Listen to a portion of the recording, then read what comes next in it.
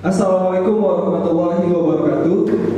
Selamat siang teman-teman peserta MRT UI 2020, mahasiswa Universitas Indonesia dari angkatan 2019, 2018, 2017 hingga 2016. Perkenalkan sebelumnya, saya Aan Bang dari Fakultas Teknik angkatan 2016. Pada siang hari ini akan memandu mungkin bahasa enaknya bisa dibilang talk show.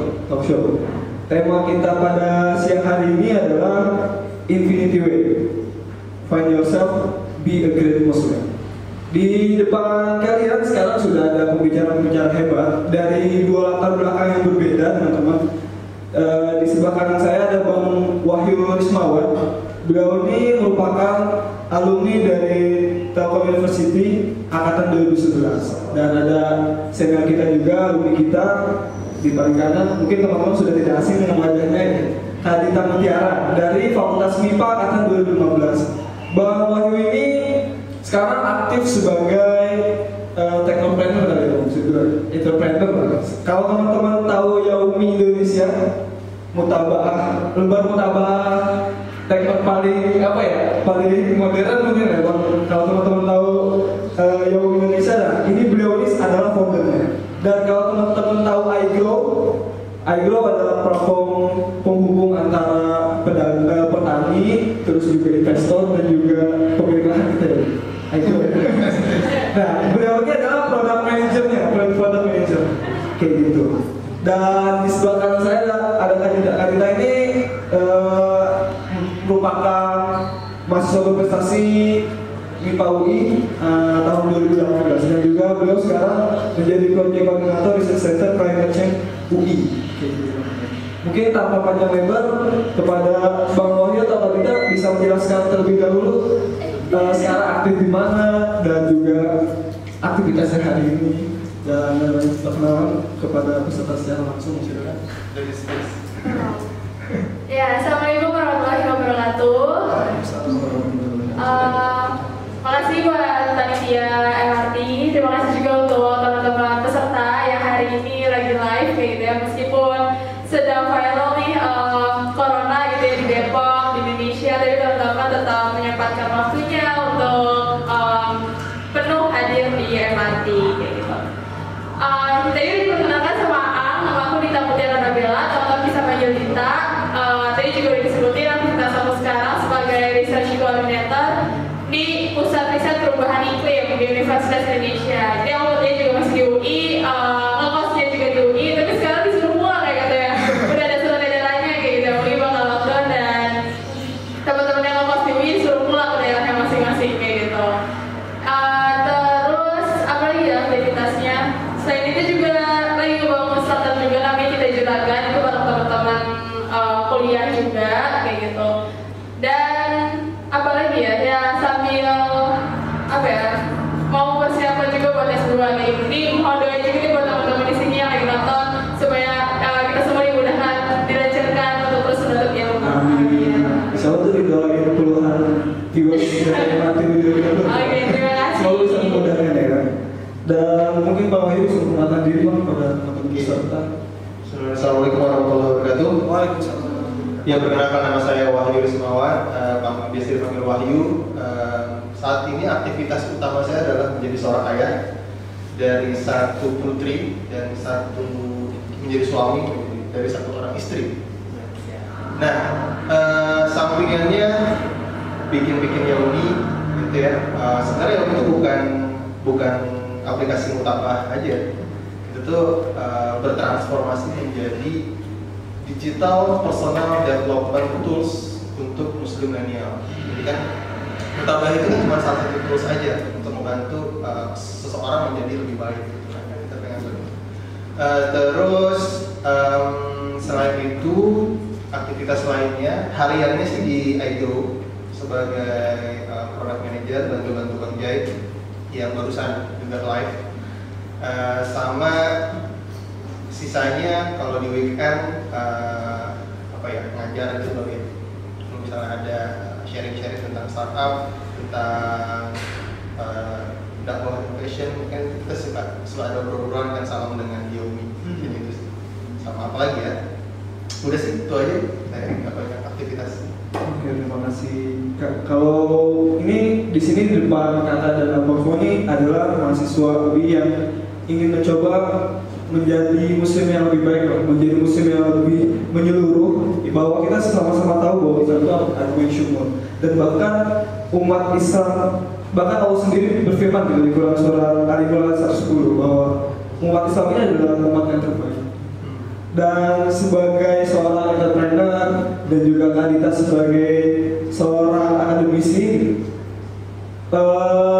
makna bagi seorang Wahyu Rismawan dan Bintang Mutiara sebagai umat terbaik itu apa sih, Bang? Mungkin bisa jawab, terserah.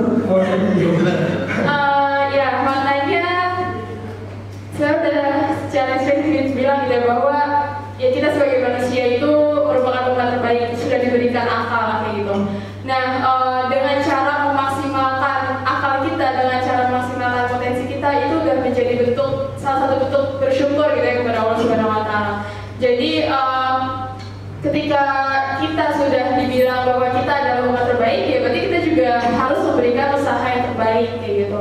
Nah, bisa dilihat dari potensi teman-teman kayak gitu. Nah, dengan teman-teman mengikuti MRT ini, menurut aku ini juga merupakan salah satu cara yang bagus gitu ya untuk teman-teman terus mengupgrade diri, terus untuk memaksimalkan potensi yang teman-teman miliki supaya nanti kedepannya teman-teman bisa memiliki kemanfaatan yang luas, yang lebih luas lagi kayak gitu. Intinya kan pada implikasi itu akhirnya adalah kita sebagai manusia itu bisa memberikan manfaat yang seluas-luasnya kayak gitu kan, bisa menjadi yang memberi manfaat gitu buat lingkungan di sekitar kita kayak gitu. Harapannya kita bisa memaksimalkan potensi kita dimanapun potensi setiap orang itu unik ya. Allah memberikan Allah memberikan kelebihan pada setiap masing-masing individu, masing-masing insan gitu. Jadi harapannya teman-teman bisa dimaksimalkan dengan caranya masing-masing gitu. Jadi jangan compare juga satu dengan yang lainnya, tapi kayak fokus aja teman-teman kelebihannya di mana, dan itu salah satu bentuk bersyukur kita ke Allah juga. Oke, baik. Jadi menurut Kakak, kuntum khairum ummah, kita menjadi umat yang terbaik karena kita memiliki akal ya? Dan ketika kita bisa memaksimalkan itu, maka kita benar-benar bisa menjadi umat yang terbaik. Oke, super sekali. Semoga bisa menginspirasi kita ya, menginspirasi kita di tengah menjelang UTS bagi teman-teman Fasilnom di pekan depan, dan juga teman-teman UI secara umum ya, 2 pekan lagi mau UTS. Semoga bisa memaksimalkan. Online gak tuh UTS-nya? Baru dapat ilmunya kemarin. Semoga aja. Nggak tahu teman-teman mau nyalain atau offline. Online ya, Bang. Kalau untuk Bang Wahyu memaknai kata-kata Allah, firman Allah bahwa kita itu sebagai umat terbaik atau? Iya, terima kasih untuk pertanyaannya. Jadi udah disampaikan sama kita ya secara gamblang. Saya menambahkan aja. Kedengaran aja saya. Cek. Oke. Kita adalah umat terbaik. Ketika didefinisikan, pertama apa sih umat terbaik seperti apa? Kalau saya dengan apa ya, kapasitas ilmu syariahnya yang biasa aja gitu, karena emang nggak mengambil jalur pendidikan syariah, saya memaknai menjadi umat terbaik itu adalah yang memberikan bermanfaat sebanyak-banyaknya dan tidak tersinggung. Cuman ketika kita sering banget kan dengar sebaik-baik manusia adalah yang paling bermanfaat bagi orang lain, gitu kan ya. Cuman kalau saya memaknai secara praktikalnya, bermanfaat bagi orang lain itu adalah kita sebagai muslim itu harus menjadi problem solver,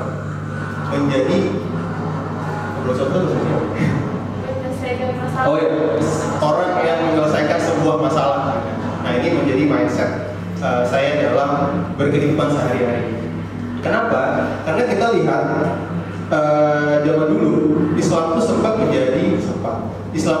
menjadi pusat peradaban dunia, ya kan? Orang-orang kalau sekarang tuh kita kalau sekolah kan di Harvard, di US gitu ya, di Inggris segala macam. Kalau dulu tuh orang ke Irak, ke Baghdad, ya. Orang belajar dan teknologi kita tuh, teknologi dan sains itu paling maju. Jadi orang-orang luar tuh belajar sama kita. Dan sebenarnya sains dan teknologi itu apa sih esensinya? Dia itu hadir karena untuk menyelesaikan masalah. Ya.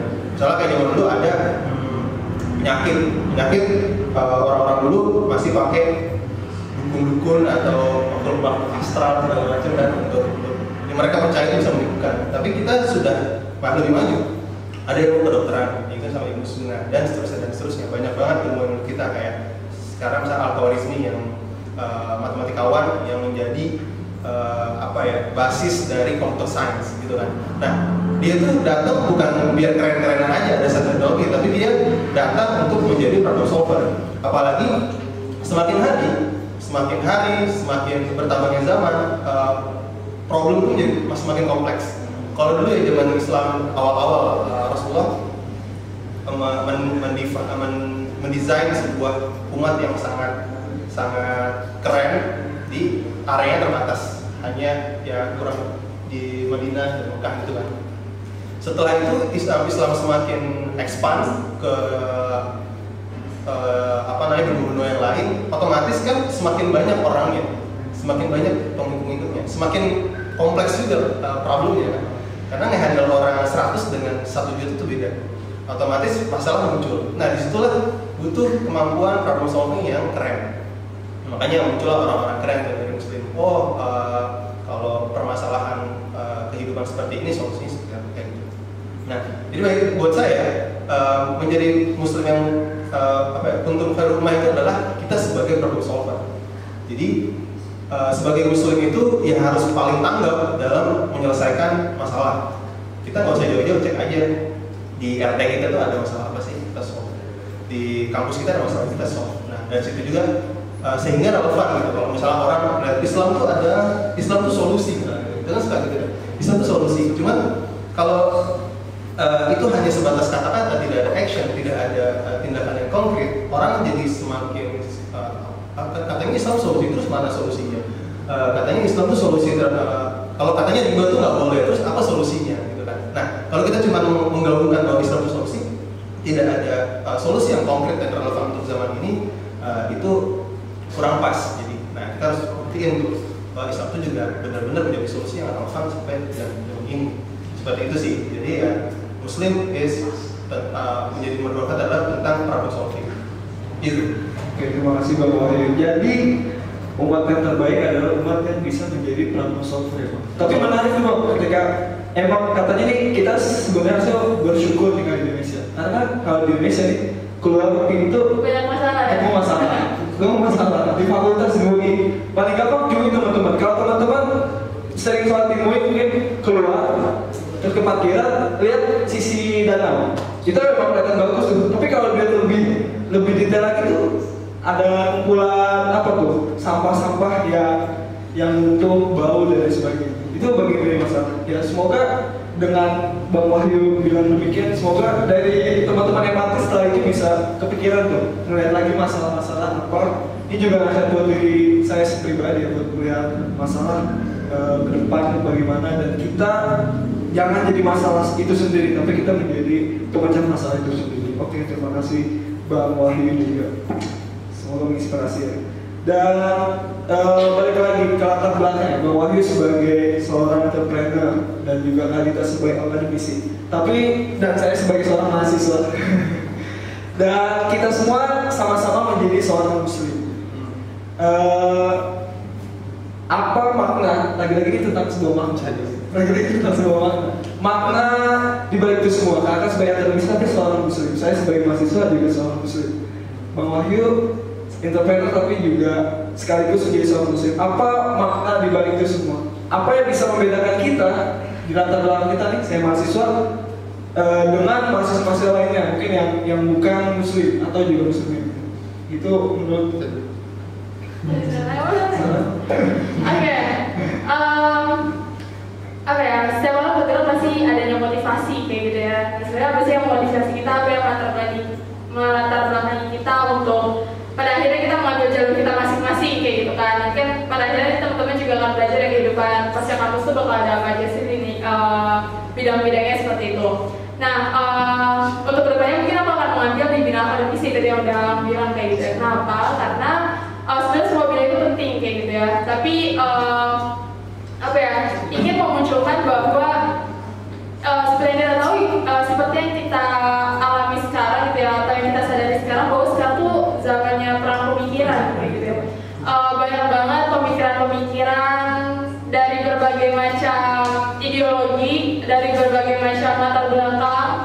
yang mempengaruhi kehidupan sosial kita, nggak hanya kehidupan sosial tapi juga kehidupan pada umumnya kayak gitu. Nah, intinya ingin membuktikan aja sih secara saintifiknya itu seperti apa sih gitu. Karena orang-orang sekarang lebih kritis ya dibandingkan mungkin orang-orang sebelumnya gitu. Dia membutuhkan data gitu, membutuhkan sesuatu yang konkret, grafiknya kayak gimana segala macam. Nah itu kan bisa dibuktikan secara ilmiah gitu. Nah jangan sampai gitu ya narasi-narasi Islam, narasi-narasi yang Muslim itu kalah dengan narasi-narasi dengan ideologi yang lain kayak gitu, pemikiran-pemikiran yang lain kayak gitu. Jangan sampai kita ngomong aja gitu tanpa adanya bukti kayak gitu, tanpa adanya pembuktian kayak gitu. Intinya ingin membuktikan bahwa ya Islam ini memang udah ada pembuktian ilmiahnya loh kayak gitu, dan orang-orang akan lebih mudah percaya kalau misalnya udah sesuai dengan metode ilmiah kayak gitu sih intinya. Terus juga kenapa ya tadi ingin mengembalikan kembali masa jaya-jayanya Islam kayak gitu kan. Dulu Islam jaya, tapi sekarang banyak orang yang bilang ya mana nih Islam kayak gitu. Bahkan terutama di Indonesia kayak gitu ya. Di Indonesia orang stigma agama atau stigma Islam itu jadi buruk ya mungkin ya, jadi buruk. Bapak kayak nggak bisa sama agama kayak gitu, apalagi umat Muslim sendiri kayak gitu ya, karena mungkin umat Muslimnya sendiri ya itu menjadi sebuah teguran gitu ya bagi umat Muslim itu sendiri untuk terus introspeksi kayak gitu, terus memperbaiki dirinya dengan cara-caranya mungkin dengan cara-cara yang lebih ada buktinya kayak gitu, nggak cuma ngomong aja. Karena kebanyakan apalagi di media sosial sekarang gitu ya udah melipat gandakan informasi, itu kan banyak banget tuh hoax yang beredar kayak gitu ya, membawa nama Islam lah, membawa nama Muslim lah, apa segala macam kayak gitu. Nah itu bahaya banget buat orang-orang yang nggak paham kayak gitu kan, sehingga bisa langsung melabeli kita, dia orang Muslim dia pasti kayak gini gitu, dengan stigma negatif dia kayak gitu berdasarkan informasi yang didapat di media sosial. Nah makanya pentingnya kita buat teman-teman semua juga penting banget buat kita sebagai Muslim tuh mencontohkan hal-hal yang baiknya dulu kayak gitu, hal-hal yang baiknya dulu supaya orang-orang hilang gitu stigma terhadap Muslim yang buruk-buruknya kayak gitu. Oh ternyata Muslim ini bisa berprestasi, oh ternyata Muslim ini bisa jadi entrepreneur kayak gitu, oh ternyata Muslim tuh bisa berkontribusi buat masyarakat kayak gitu. Jadi tunjukkan identitas itu gitu, tunjukkan prestasi itu kayak gitu. Jangan sampai orang mengunderestimate Muslim kayak gitu, di mana Muslim kerjanya pasti gak bagus kayak gitu. Nah itu tuh dimulai dari kehidupan teman-teman di kampus kayak gitu, karena itu akan berpengaruh juga di kampusnya nanti. Intinya berikan versi terbaik teman-teman dimanapun teman-teman berada kayak gitu. Termasuk ketika nanti teman-teman ngambil jalur akademisi ya menjadi akademisi yang baik kayak gitu ya, dengan publikasi-publikasi yang berdasarkan metode ilmiah juga, supaya orang percaya bahwa apa yang kita omongin itu nggak sembarangan kayak gitu, tapi emang udah ada fakta ilmiahnya kayak gitu sih. Jadi kalau teman-teman mau bergerak aktif di bidang akademisi, maka jadi yang terbaik bisa ya, jadi mapres sekalian gitu ya. Ya kayak gitu kan bisa menjadi salah satu toolsnya gitu ya, nggak harus jadi mapres gitu kan. Mapres tuh hanya tools aja kayak gitu, nggak harus ya semuanya jadi mapres, nanti saingannya lebih banyak kayak gitu. Tapi ya tergantung potensi teman-teman kayak gitu. Misalnya mau jadi mapres utama ya silakan, bisa ada juga mapres sosial, mapres kepemimpinan kayak gitu kan, banyak mapres kategori-kategori lainnya. Dilihat dari teman-teman potensinya di mana kayak gitu. Jadi salah satu tools ya bisa ikut mapres atau bisa ikut lomba kayak gitu kan, sebagai bentuk eksistensi juga kan. Oh ternyata yang menang lomba tuh nggak cuma orang itu aja gitu, tapi Muslim juga ada gitu yang bisa menang kayak gitu kan, jadi perwajahan kita juga kayak gitu di masyarakat. Oke, terima kasih. Dan ngomongin mapres nih Kak, sekarang tuh lagi bulan-bulan film mapres. Iya. Dan buat teman-teman peserta MRT yang lagi berjuang di film mapres, semoga bisa jadi semangat nih. Sekarang di beberapa fakultas lagi tahap seleksi. Semoga bisa jadi semangat dan semoga bisa beneran mapres. Dan yang terpenting adalah nggak cuma menang doang, tapi bisa memberikan bermanfaat. Iya tadi niatkan luruskan niatnya dulu kayak gitu ya. Sekarang menang mapres untuk apa kayak gitu ya? Yaitu evaluasi pembelajaran buat teman-teman semua juga sih, terutama buat teman-teman angkatan yang baru 2019 itu masih panjang perjalanannya kayak gitu. Jadi apa namanya, bisa dicoba-coba dulu kayak gitu ya, bisa ikut lomba-lomba dulu, nanti tahun depannya ikutan kayak gitu. Oke, terima kasih Kak. Oke, itu tadi dari seorang akademisi, dari seorang mapres. Mungkin kita bisa dengar tanggapannya dari seorang entrepreneur. Pertanyaannya adalah makna entrepreneur sekaligus muslim yang membedakan kita dengan yang lain. Siap. Ini berarti lanjutan tadi ya. Iya. Tadi kan filosofinya adalah muslim yang terbaik adalah problem solver. Nah, itu the why-nya. Nah, problem solving untuk apa sih gitu? Untuk buat saya ya seperti kita tahu kehidupan itu adalah tentang menyiapkan bekal ke akhirat nanti. Nah, masing-masing punya cara masing-masing untuk menyiapkan bekal. Ada yang menjadi akademisi, ada yang menjadi seorang ilmuwan atau expert di bidang hadis segala macam. Nah, yang jelas itu untuk masalah masalah. Nah, dan itu untuk bekal di akhirat. Jadi jangan problem solving, oke, bikin solusi yang keren, memang nge-solve sebuah masalah untuk society, tapi niatnya salah. Nah, itu nanti kita akan dihadapkan dengan amal-amal kita yang terbang begitu saja. Kita sayang orang yang lebih memang perlu diajakin, pasti belajar juga sih. Nah, dari problem solving. Nah, problem solving setelah kita tahu the why seperti itu, buat saya selanjutnya adalah tadi kita mengenali diri sendiri. Saya percaya sebelum kita bisa memberikan ke orang lain tuh kita harus beres sama diri sendiri. Ya kan? Teman-teman ngomong pengen menjadi orang yang paling bermanfaat, pengen menjadi wali kota, pengen menjadi seorang apapun itu yang terbaik di bidangnya, itu sulit dilakukan ketika teman-teman belum selesai dengan diri. Apa artinya? Teman-teman tahu apa sih yang gue mau dalam hidup? Apa sih yang gue mau dalam hidup? Apa sih sebenarnya strength gue? Apa sih yang gue nggak suka? Apa sih yang gue suka dan apa sih kekurangan gue? Nah, nanti di situ kita bisa cek sehingga kita bisa memprioritaskan sesuatu. Nah, ini kan masalahnya kalau orang nggak tahu apa yang dia mau, orang nggak tahu apa yang menjadi strengthnya dia akan ngelakuin semuanya, terus overwhelm, terus dia burnout, terus tiba-tiba tahun berganti, tahu-tahu kita nggak achieve apa-apa. Tapi kalau kita tahu apa yang kita mau dan kita tahu apa prioritasnya, prioritas itu tidak boleh lebih dari 3, ya udah kita strike di situ. Makanya itu penting banget. Nah, banyak kan ini termasuk yang sedang digarap sama Yomi kan. Kita pengen membantu anak-anak milenial muslim atau gen Z atau gen apa lagi, gen salah gen halilintar. Nah, jadinya masalahnya tuh dia di kampus, setelah kampus itu mau ngapain sih? Gue nggak tahu. Apalagi bentar lagi udah mau nikah, nggak tahu juga. Pernikahan itu sebuah ibadah seumur hidup yang banyak challenge-nya gitu kan. Kalau kita nggak punya mindset problem solving, pasti nanti burnout juga kan. Ya please beresin dulu diri sendiri. Caranya gimana? Macam-macam.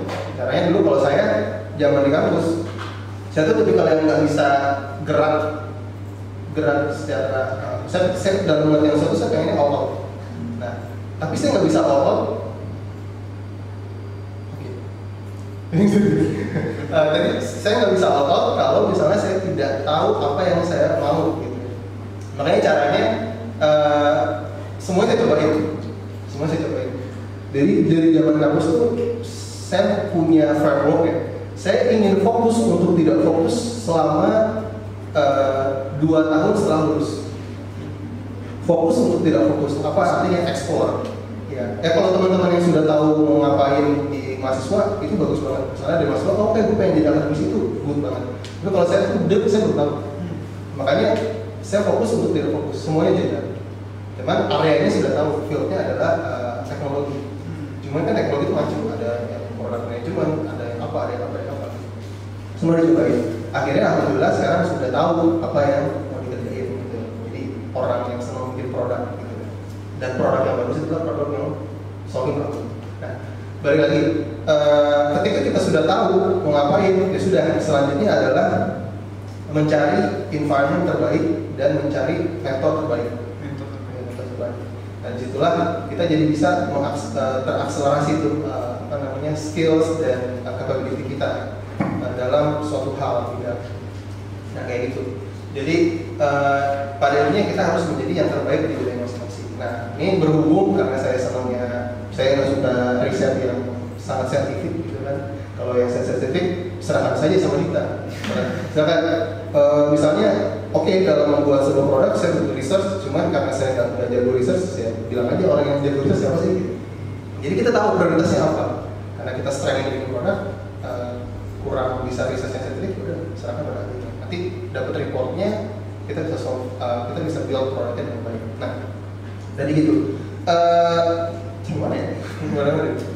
Setelah tadi ya, menjadi muslim sekaligus yang sekalian yang terbaik gitu, sekalian terbaik. Nah, karena saya nguyurnya di teknologi, saya ambil teknologi. Nah, dan poin selanjutnya yang ingin saya sampaikan adalah sebelum kita menjadi apapun itu perlu diketahui bahwa kita adalah nabi. Berdakwah itu bukan kewajiban teman-teman salam UI di kampus. Berdakwah itu bukan kewajiban teman-teman fusi, teman-teman apalagi mini singkatnya, berdakwah itu bukan kewajiban anak aktivis dakwah. Berdakwah itu kewajiban muslim. Kewajiban kita sebagai seorang muslim. Caranya sampaikan walau satu ayat gitu kan. Kita tahunya hadis sebaik-baik manusia yang bermanfaat, ya udah pakai itu gitu kan. Misalnya kita tahunya itu ya. Dengan cara apa? Kita ejawantahkan menjadi karya. Ini loh karya. Ini adalah ejawantah dari sebuah hadis ini. Nah, itu simpel. Tapi kalau teman-teman punya ilmu yang lebih luas dalam syariah, itu akan lebih bagus. Nah, jadi kita adalah dai sebelum menjadi apapun. Nah, itu. Makanya ini sekaligus introspeksi juga kan diri sendiri. Apakah selama ini kita sudah mengajak orang lain untuk berbuat kebaikan, menyampaikan, menasihati dalam kebaikan dan saling menasihati dalam kesabaran? Apakah itu sudah itu atau belum? Kan jadi catatan juga kan. Dan tadi ya, berdakwah itu tidak harus terlalu berbicara tentang ayat letter law. Misalnya ketika Dita seorang mahasiswa yang berprestasi, tapi ternyata Dita adalah seorang muslimah yang rajin ke sebuah pengajian, itu kan menjadi nilai dakwahnya sendiri. Ada orang yang dia nggak jago tuh baca Qurannya, mungkin belum jago, masih belajar, tapi dia sangat excellence dalam bidang computer science, sehingga dari sana dia bisa bikin sebuah aplikasi atau dia bisa bikin sebuah rumus yang menjadi landasan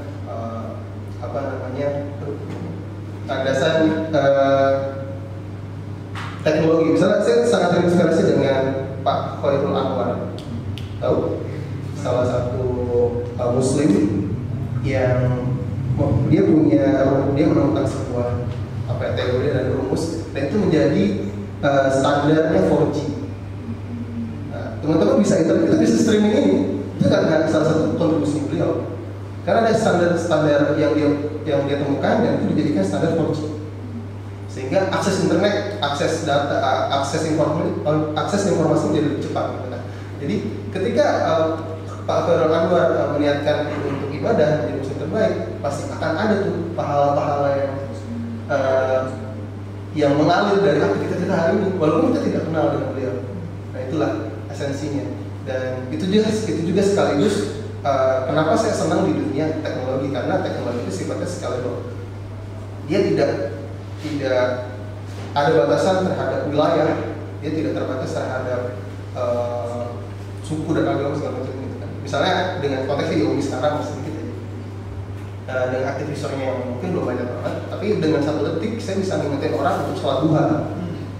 Ada 20.000 orang yang ngelihat notifnya Yomi gitu kan, sholat duha dulu yuk gitu kan. Ya, mungkin dari 20.000 yang dapat notif, yang ngerjain sholat duhanya terinspirasi sholat duha cuma 5 orang, tapi kan 5 orang lumayan loh daripada yang lain.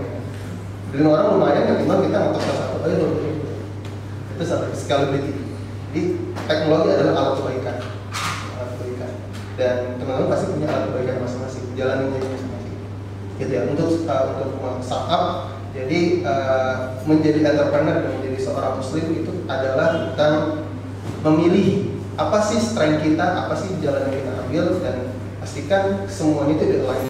Tapi terkait kita muslim mungkin kita semua udah paham, tapi terkadang kita suka bingung bang, apakah saya seorang entrepreneur kah, strength saya di mana kah, apa saya harus di akademisi kah, pebisnis kah, dan lain-lain. Kadang tuh orang suka bingung, bahkan saya sendiri juga bisa dikatakan bisa bingung juga mau jadi apa gitu. Bingung. Nah, bagaimana cara menemukan itu? Akhirnya bisa memutuskan oke, gua bergerak di IT. Kalau tadi itu mungkin jadi mapre, gua mau udah lagi cari ilmu yang tinggi dan sebagainya. Dita udah tahu mau apa?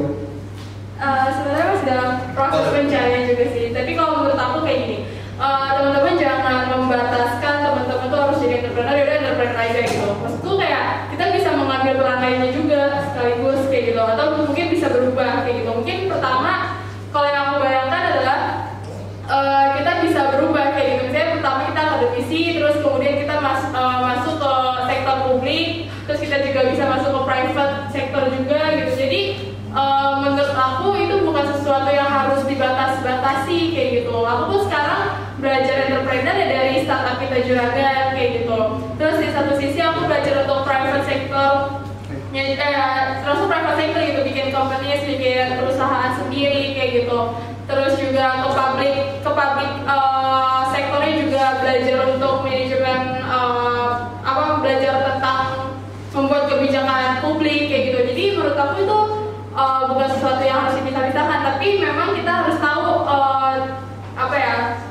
jalur itu akan seperti apa kayak gitu. Apakah kita masuk ke public sector dulu gitu, ataukah kita masuk dari akademisi dulu kayak gitu. Jadi itu mungkin akan berubah sesuai dengan kondisi dan situasi dan kondisi nantinya kalau menurut aku kayak gitu. Jadi itu masih fleksibel, tapi yang harus dipikirin dari sekarang. Oke, terima kasih. Kalau untuk Bang Wahyu sendiri, bagaimana menemukan?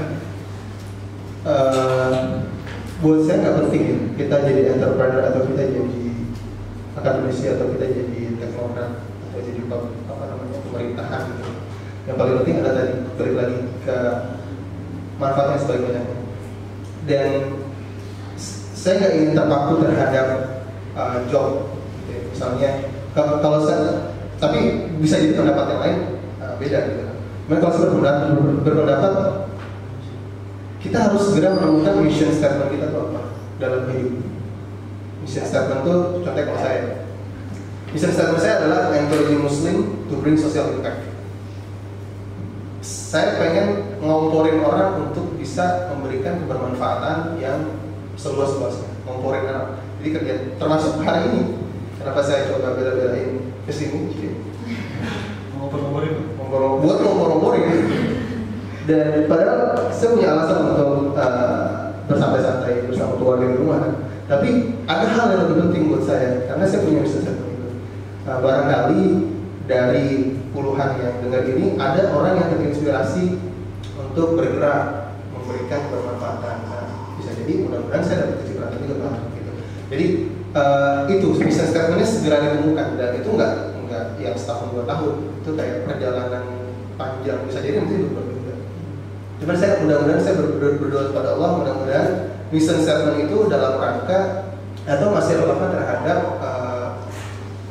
proses dari kebangkitan Islam sendiri, masih relevan terhadap bekal saya untuk akhirat saya. Mission statement bisa berubah, job bisa berubah, karena kita nggak tahu zaman itu nanti seperti apa.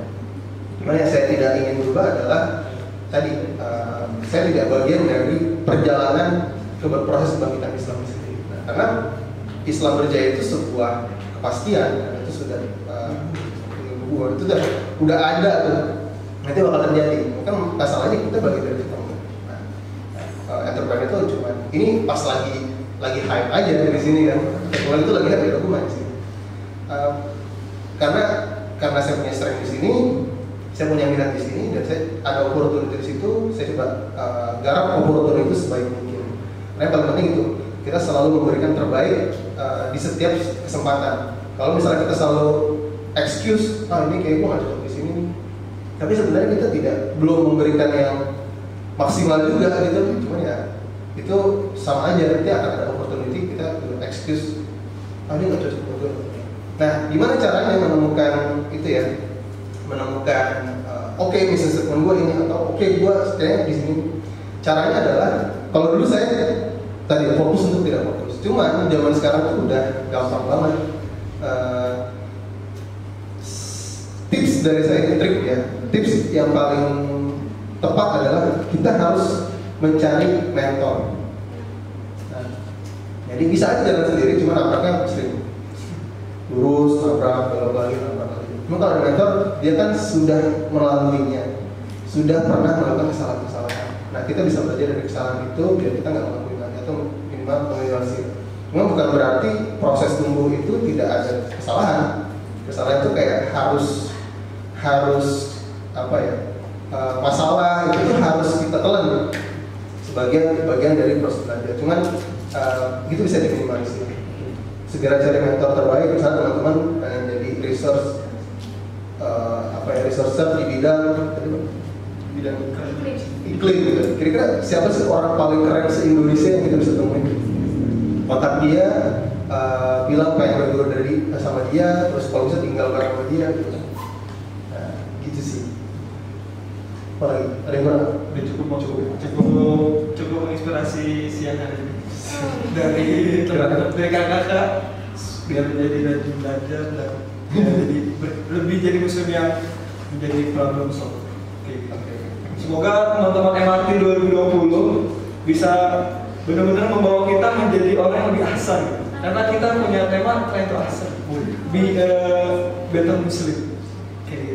Jadi teman-teman sini silakan. Tadi Bang Wahyu juga sempat bilang kalau sampai hari ini teman-teman belum punya orang yang ahli atau punya seorang yang bisa diteladani, punya kakak senior atau punya mentor, maka saat ini cari. Karena setidaknya mereka adalah orang yang sudah pernah melalui itu. Kalau dia sukses kita bisa ambil, kalau dia gagal kita bisa ambil hikmah dari kegagalan tersebut.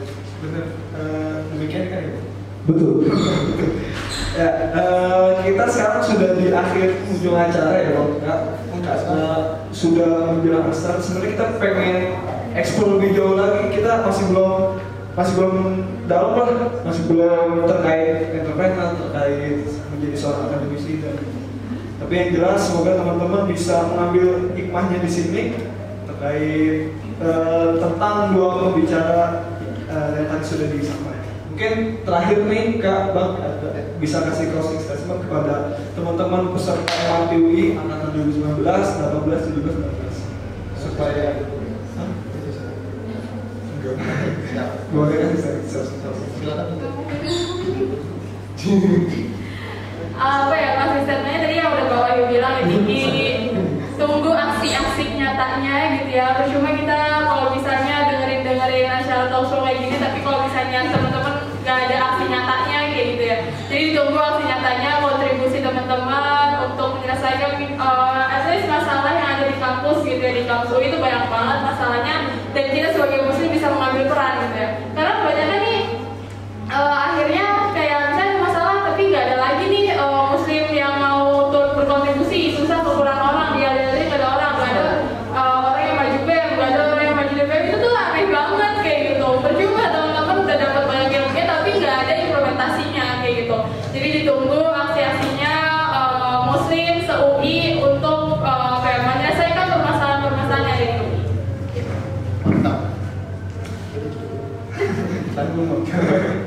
Ya, menjadi muslim yang terbaik itu adalah proses belajar seumur hidup buat saya. Jadi kita nggak mungkin misalnya kayak saya ngomong hari ini itu kan bukan berarti saya yang terbaik atau yang punya pahala paling banyak atau punya karya paling banyak, enggak. Ini bagian dari ngomporin aja. Bagian ngomporin aja. Jadi itu adalah proses belajar, ya, proses panjang hidup. Dan pesan saya adalah just do it gitu ya. Jadi banyak yang terlalu banyak mikir segala macam, jadi just do it aja. Dan ini rumus saya sebelum umur sekitar 40-an ya. Sebelum umur 40-an itu kalau bisa tuh hindari tempat atau kondisi yang nyaman. Hindari kondisi yang kita tuh bisa tidur dengan nyenyak.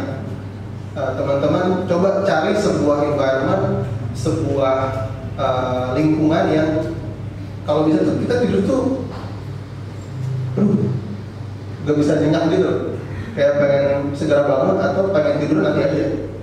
Nah, kalau bisa itu. Karena apa? Ketika teman-teman tidak bisa tidur nyenyak, berarti teman-teman sedang ada masalah. Ketika masalah itu ada, berarti teman-teman berpikir. Ketika teman-teman berpikir, berarti teman-teman sedang belajar. Kalau misalnya teman-teman sekarang bisa tidur nyenyak, berarti bisa jadi belum ada masalah yang cukup besar untuk teman-teman bisa berprestasi.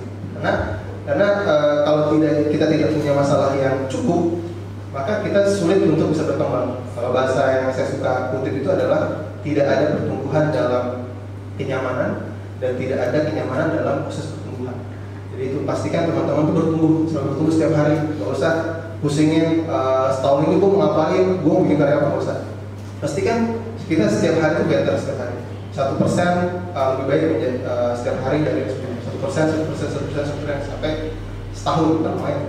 Nah, gimana cara betternya? Ya kita bisa start dari nyari masalah. Karena dengan masalah kita bisa belajar. Jadi kita belajar, misalnya ya di organisasi itu nih kok orang pada hilang-hilangan ya, misalnya gitu kan. Kok di organisasi pada hilang-hilangan, kira-kira kenapa ya? Apa sih yang menyebabkan itu? Nah, bisa kita coba baca buku tentang HR, baca buku tentang kaderisasi, baca buku atau nanya ke orang yang jago di sana, nanya mentor gitu. Nanti kayak lagi sponsorin. Nanya mentor segala macam. Jadi pastikan teman-teman tuh hidup di tengah masalah yang sangat-sangat berat. Karena disitulah kita transformasi. Kenapa saya bisa bilang ini? Karena ya saat ini atau sedang menjalani masalah yang memang bikin pusing juga gitu, berpikir gitu. Tapi serunya adalah ketika saya melihat saya hari ini dengan hari saya di tahun 2019 itu ternyata cukup banyak ya improvement-nya gitu. Karena apa? Setelah seremoni ya saya sudah mengalami banyak masalah dan sudah melalui banyak kesalahan gitu ya. Dan nggak perlu tahu salah dan sudah membuat kerugian yang sangat besar bagi orang lain atau bagi organisasi. Cuma di situ belajar.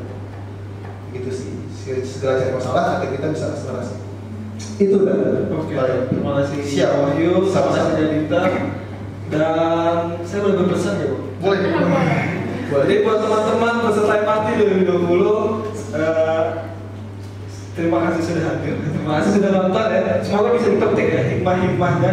Dan ini bukan agenda kita yang terakhir. Setelah ini masih ada agenda MRT 2020 untuk membawa kita ke Ahsan. Try to Ahsan, be better muslim. Terima kasih untuk Kak Wahyu, terima kasih untuk Nadita. Semoga bisa menginspirasi kita semua dan membuat kita menjadi orang lebih baik daripada hari sebelumnya. Terima kasih dari saya sebagai moderator pamit undur diri. Terima kasih teman-teman semua. Wassalamualaikum warahmatullahi wabarakatuh. Waalaikumsalam.